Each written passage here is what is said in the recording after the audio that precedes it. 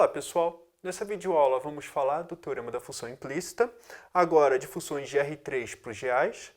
Apesar de, vamos dizer, no caso geral, vamos dizer assim, o teorema da função implícita seja um só, que é o caso de Rn para Rk com as hipóteses necessárias, temos o costume no cálculo de várias variáveis subdividir o teorema da função implícita em vários pequenos casos, explicar um pouco geometricamente e para entender um pouco o que está acontecendo.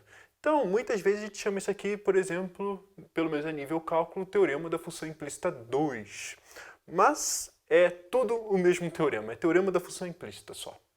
Então, vamos começar só a explicar todo o enunciado, bem parecido com o caso de duas variáveis, que é o seguinte. Seja f uma função definida num aberto de R3 para os reais, classe CK, apesar de eu não ter escrito aqui, o K tem que ser maior ou igual a 1, eu preciso que a derivada seja contínua,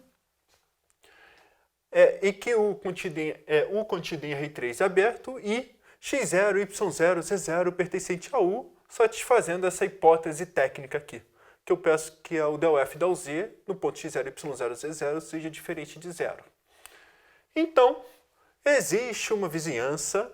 Olha agora como eu preferi escrever desse jeito aqui, uma vizinhança que a gente vai botar um círculo de raio R maior que zero, cartesiano CD, ou seja, um círculo cartesiano intervalo, um cilindro, com ponto x0, y0, z0 dentro desse cilindro e uma única função que vai ser z dessa bolinha para o intervalo CD, ou seja, o gráfico de z está totalmente contido em V, tal que f de x, y, z de x, y é igual a exatamente esse ponto para todo x, y no nosso domínio.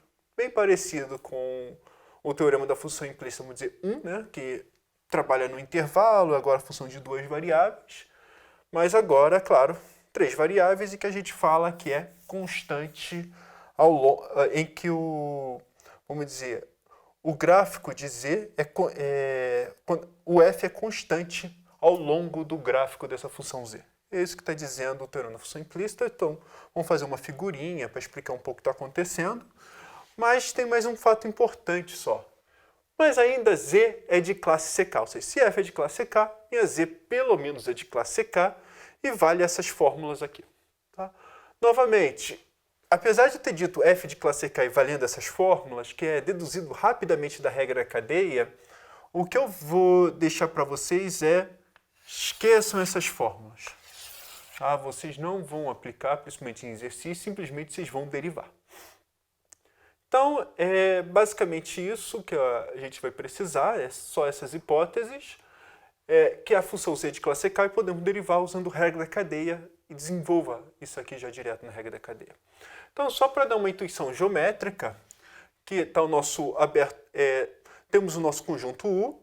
O que a gente faz é que del f del z é diferente de zero, ou seja, quando a gente olha o gradiente da f, eu estou dizendo que tem a componente vertical, e só pelo fato de ter uma componente vertical, o que eu estou dizendo é que, vamos supor que, se a gente olhar para todos os pontos f de x, y, z igual a f de x, 0, y, 0, z, 0, não sei, vamos estudar essa equação aqui, igual a k. Ou seja, olhar, vamos dizer, a superfície de nível K da F, como se fosse esse trabalho. Se a gente tentasse desenhar aqui dentro desse cilindro pequenininho, que a gente vai ser o nosso V, que a gente vai determinar, então o que a gente espera, e o que na verdade está dizendo o teorema da função implícita, que a minha figura é uma... Opa!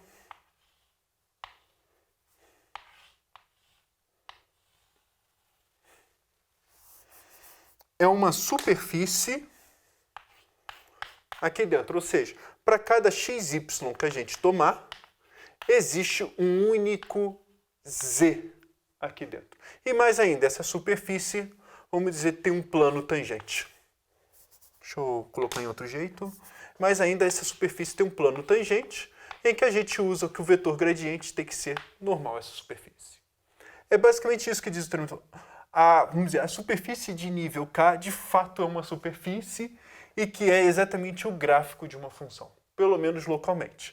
Bom, aqui eu botei, claro, del f del z, mas como no teorema da função implícita em geral. Se fosse del f del y, então é y em função de x e assim vai. Dá para rotacionar essa figura aqui toda, não tem nenhum problema. Mas eu acho que a parte mais importante, eu acho que para manter a notação do cálculo 1, z em função de x, y. Bom, então temos esse caso aqui, temos essa interpretação geométrica, mas como funcionam os exercícios em geral?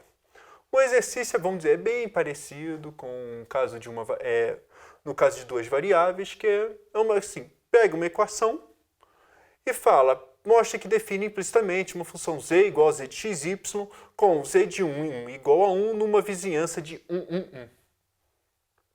E ainda mostra que z é de classe infinito e pede normalmente uma derivada de segunda ordem. Podia pedir de primeira ordem? Pode, mas normalmente é de segunda ordem por causa da fórmula ali, né?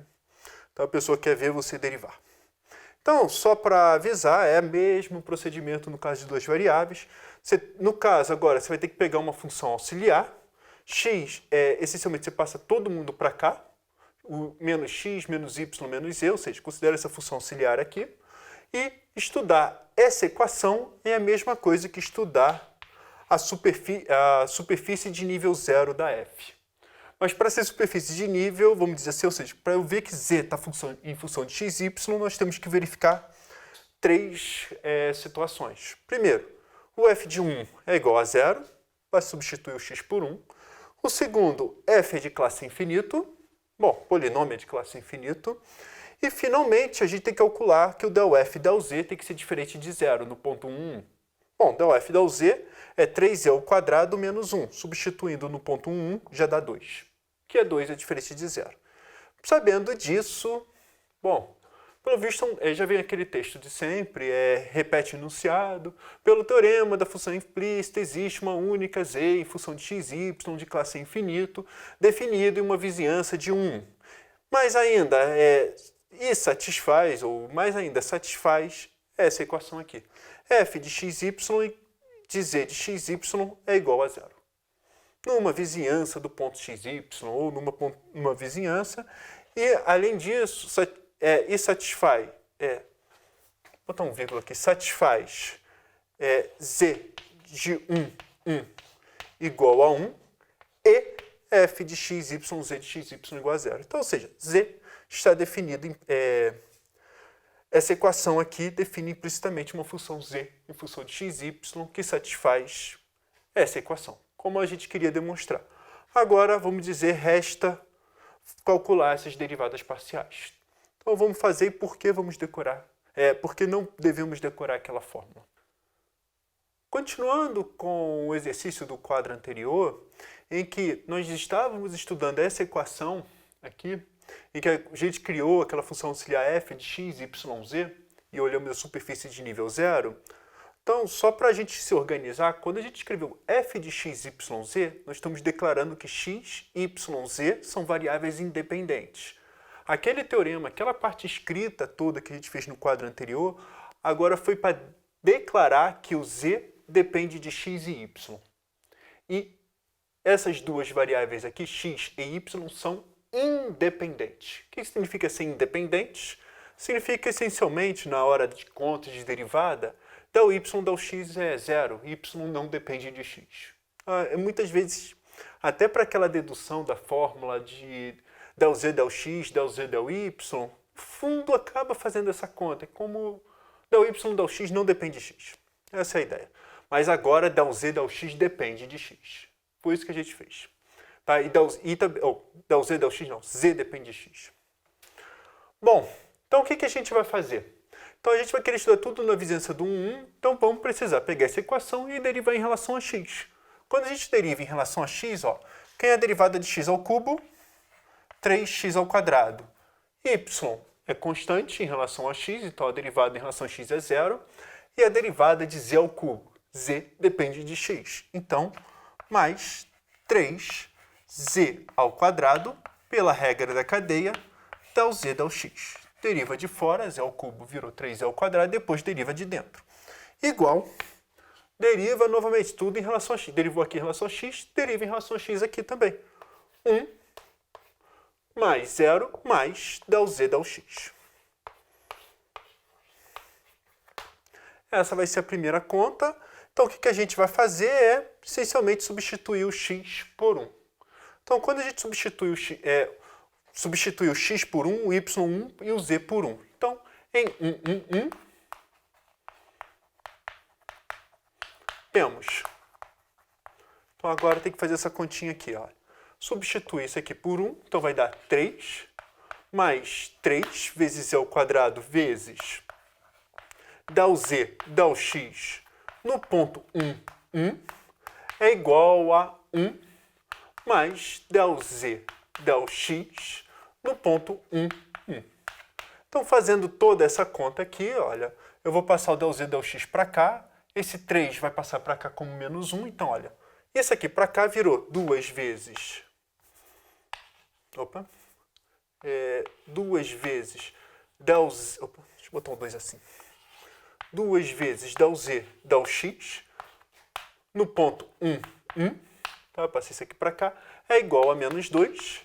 E, finalmente, nós temos que del z, del x, no ponto 1, é igual a menos 1. Tá? Essa é a nossa primeira conta, mas o que a gente quer é del quadrado z, del x ao quadrado. Mas como que a gente vai precisar disso, eu já fiz a continha. Então, vou voltar, vou copiar essa equação aqui no final. Então, o que nós temos? Nós temos essa equação aqui, 3x ao quadrado, mais 3z ao quadrado vezes del z, del x, é igual a 1 mais del z, del x. Tudo em relação a x, y. Então, o que a gente vai precisar? Derivar novamente em relação a x. Então, lembrando, quando a gente faz a segunda derivada, nós vamos ter que usar regra do produto e regra da cadeia. Não tem jeito. Tá? Nunca pode esquecer da regra do produto. Então, vamos lá. Vamos fazer toda essa conta. O que acontece? 3x ao quadrado, vamos derivando em relação a x.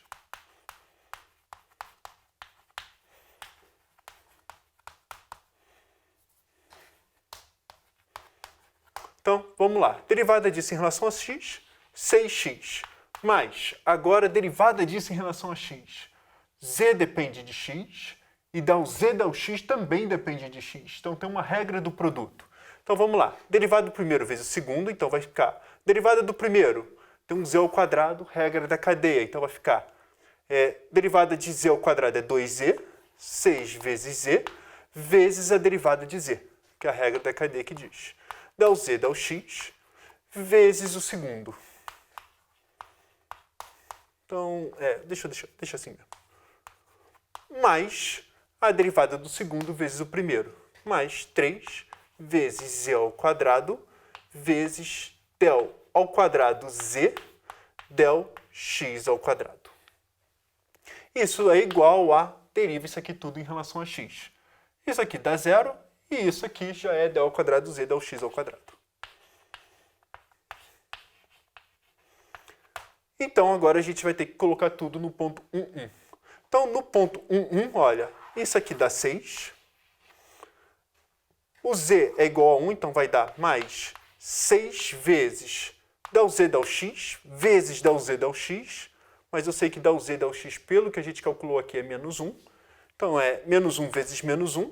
Tudo isso vezes 1, mais 3 vezes, é o que eu quero calcular no fundo, del ao quadrado z, del x ao quadrado no ponto 1. Isso aqui tudo tem que ser igual a del ao quadrado z, del x ao quadrado no ponto 1. Então, novamente, a mesma continha, passo isso aqui tudo para cá, 2 vezes del ao quadrado z, del x ao quadrado no ponto 1, é igual a 6 mais 6, 12. Passou para o outro lado, menos 12. Então, daqui, só fazendo a divisão, né? O que nós temos aqui? Del ao quadrado z, del x ao quadrado no ponto 1 é igual a menos 6. E, basicamente, isso finaliza o exercício.